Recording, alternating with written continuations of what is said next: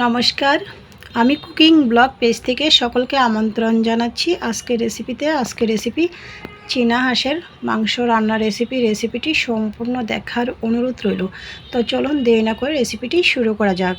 প্রথমেই হাঁসটাকে কাটার পর ধুয়ে জলটা ঝরিয়ে নিয়েছি। যে পাত্রটিতে রান্না করব নিয়ে নিয়েছি।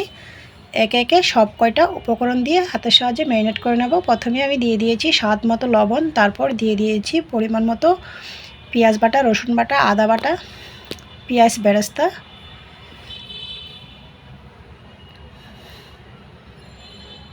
এলাচি, দারচিনি, গোলমরিচ, তেজপাতা,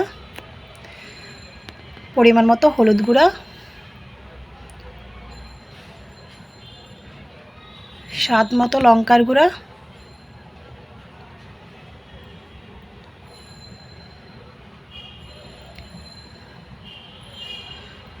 ধনিয়ার গুঁড়া পরিমাণ মতো, জিরার গুঁড়া পরিমাণ মতো,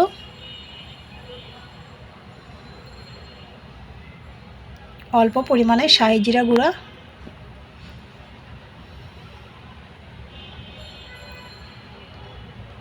সরিষা তেল, সব কিছু হাতের সাহায্যে ম্যারিনেট করে নেব।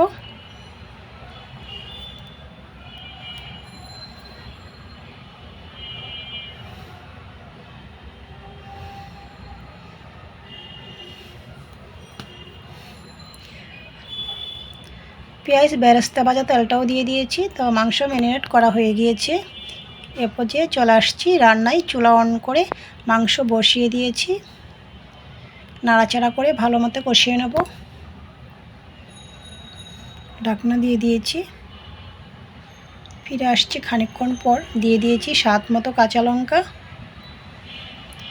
জালের পরিমাণটা মনে হয়েছিল কম হবে, আর একটু দিয়ে দিয়েছিলাম।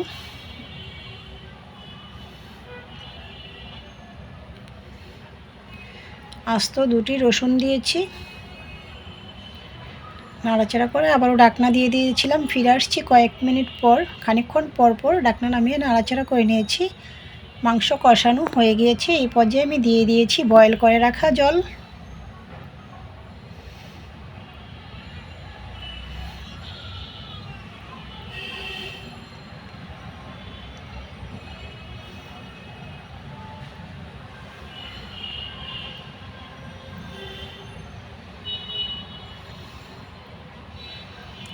প্রায় 1 ঘন্টার মতো রান্না করে নিয়েছি।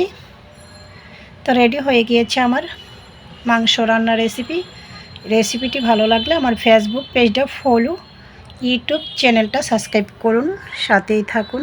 সকলকে ধন্যবাদ।